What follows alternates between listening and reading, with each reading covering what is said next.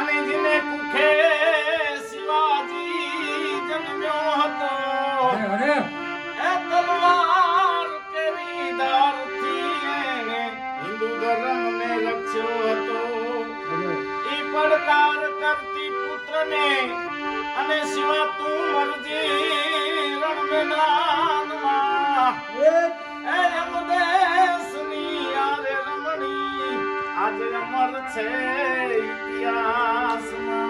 અને સમજીભાઈ તમે એક ભજન સંભળાવો જે ભજન તમારા મનમાં છે બિલકુલ એટલે એ ભજન સાંભળીએ બરાબર.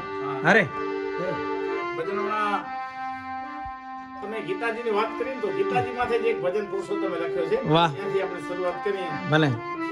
હવે પહેલો અધ્યાય એટલે અર્જુનને વિષાદ જો વિષાદ એટલે ધોખો કહેવાય. હા. સંસ્કૃતમાં વિષાદને અર્જુન ધોખો કરે છે હા. કે આ મારા પૂર્વજો મારા કાકા બાપા ને મારી અને મને આ સુખ નથી જોતું.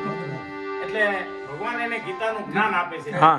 એટલે એને પછી કીધું કે હવે તમે જે બે સેના ઊભી છે ને એના મધ્યમાં મારો રથ લઈ આલો. હા. હું બધું ચેકિંગ કરી લઉં આ કરી લઉં.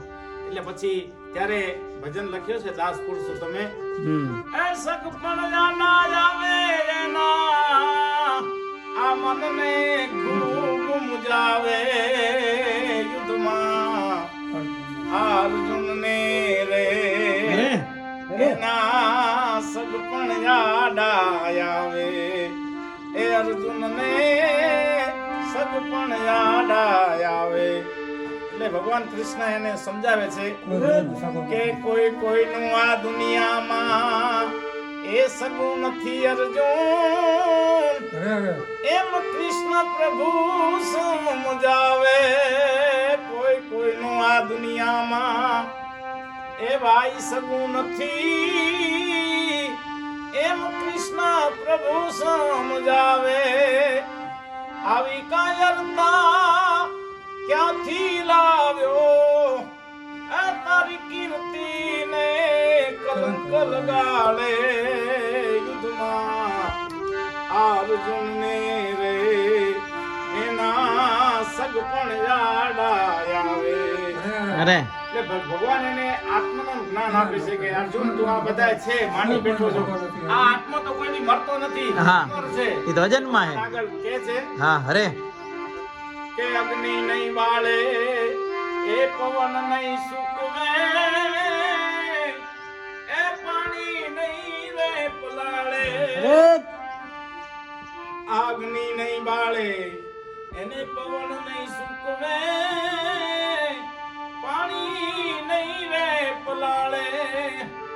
આવો આત્મ તત્વ એ અમર છે અર્જુન આત્મ તત્વ અમર છે અર્જુન.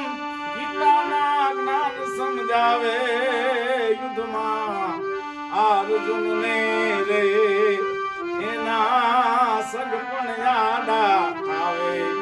લે.